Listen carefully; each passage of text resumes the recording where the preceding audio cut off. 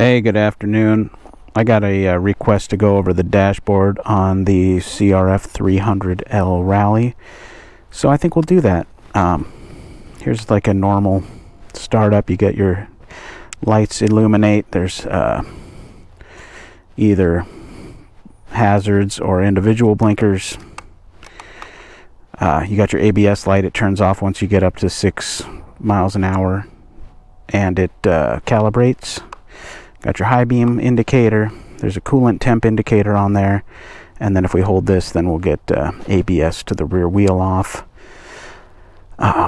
You've got the time up in this corner, fuel remaining, how many gallons you've used since you reset it last, which I've kind of been using instead of, because this goes down to empty and starts blinking when you got at least a gallon left. Gear indicator and your rev counter. If you hit set, you can get average miles per hour, average miles per gallon, trip computer A, average miles per hour, average miles per gallon for that trip, and how many gallons you've burned. That's usually where I'll leave it there. Trip meter B, total, you can set for your oil change interval or whatever, which is what we like to do. How many gallons I've used on trip B, which is 400 miles, 6 gallons, 30 miles per hour average. 66.6 miles per gallon. I think that's a Omen or something. And then there's also a timer. We have 1.8 seconds I left it on for. So I guess if you wanted to time how long your ride was or something, or if you were filming a YouTube video and you wanted to keep track of how long you've been squawking for, you could do that. To reset them, you just hold down select and it's reset. So that's that. The second way to do something with it is hold down select and turn the ignition on. Okay, now we're on where our RPMs are going to be set at. So select will raise them by 250. So I'm going to go up to 9,000 so that it doesn't blink every time I go to 70 miles an hour. Maybe we'll go to 9250. This is the interval that it blinks at, how fast, how many RPMs before that interval it'll change. It'll go from 1 blink per second up to 2 blinks per second to 5 to 10 or something like that. Oops, so I just changed there 200, 250, 500, and 0 are your options there. I'll leave it at 250. And this is the brightness of our shift light here in the middle. So that's ultra bright, and I'm just going to go with the middle setting. It's worked so far. And this one is a rev hold. So this is what either the tack will look like. Boom, it'll show you where your last revs were, peak, or you can have the option to just have it go up and down. I think I'm going to go with the peak hold just so I can, make sure I make it to red line. And I think we'll hit set one more time, and now we're back to our normal display here. I'm going to push both buttons, and we should see 1 o'clock start to blink. It's 1:15, so I'm going to hit set. That'll move me over to the 14. I'll hit select once. Now I have 1:15. Set. Now this 3 zeros is how bright the backlight is on this. So it goes dim, dim, dim, bright, dim, dim. It's pretty good in the middle. You don't really need it during the day. At night, I'm somebody who usually runs the things in my car at minimum brightness. Okay, I hit set again. Now we're on, do you want miles per hour or kilometers per hour? And that's it. So I think when you change to miles per hour and kilometers per hour, you can get different, depending on what screen you are. When you do that, you can change it to kilometers per 100, whatever you guys talk about in the metric system. Anyway, that's the controls on the dash. Again, ABS button for 3 seconds. Bike has to be stopped, I guess. Over here, you got your high and low beams, horn, blinkers. Over here, you got your kill switch, hazards, start button.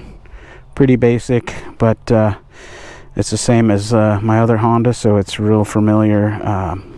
The CB500X, and I imagine that this dash would be is an upgrade from the CB500X I have, which is a 2013 model. I'm not exactly sure what they have on the newest ones, but I know they have a 19-inch front wheel now.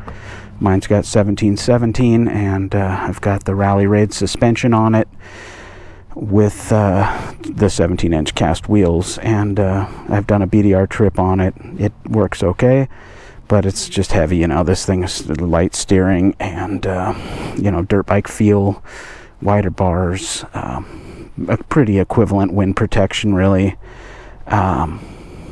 Pretty equivalent range. I think the other bike holds 4.2 gallons and it gets about 57 miles per gallon. This one holds 3.4 and gets about 67 miles per gallon, as we saw there. They're probably equally crashable. They both have some side plastics that could get damaged or whatever. I have a skid plate and full wrap handguards on that bike, and I haven't done any significant damage, and it's been down a number of times on the same day. And then once in a while around town when I take an obstacle too slow, don't carry enough momentum, or just freak out, and I'm short, so I try to get my foot down and it's like, oh my gosh, where's the ground? Okay, I guess we'll leave it at that. Anyway, let me know what you think. There it is, CRF300L Rally. I think it's maybe a little bit of a unicorn here. I'll follow up with some other thoughts on, things that, aren't really rad. Like, I don't think you really want to put a fender bag on this thing because the fender's so close to the headlight, if that's something you like. But, when the forks move around in there, there's plenty of room to just zip tie your extra tube to the fork leg or put it in that little cubby hole we talked about the other day or whatever. Yeah, man, we'll talk about the differences between this and the CB500X if you guys are more interested in that. I mean, I'd just say if you want to go more off-road, ride this. If you're going to go more freeway, ride that. And I've had it since it was new, 2014. It's a 2013 model, but I didn't want the white bike. I wanted the black one, so that's what I got. And this windscreen's a little taller, I think. I have my CB500 in the low position because when it's at the top, it hits the handlebars. But this one's in the is a little taller as it is, and the wind kind of, it comes around your body here, and it maybe hits the edges of my shoulders, and it hits about 3/4 of the way up my helmet. And if I don't have my visor clipped, it's like, I don't know if I'm shaking fast enough for the GoPro to not pick it up, but you get a little high speed of a buzz if your visor's cracked. So I click it shut, but I get clear air on my helmet with the CB500X, which I don't know. Both of them are good. This is probably a little less fatiguing, probably helps me be a little more aerodynamic cruising down the road. I've had this thing up to an indicated 83. I think it's a few miles an hour optimistic.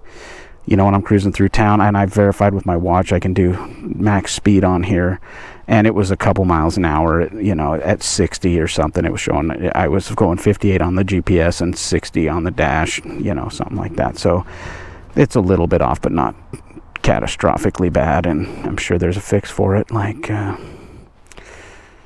go 2 miles an hour faster all the time, But that's the ticket. Great bike. Get one.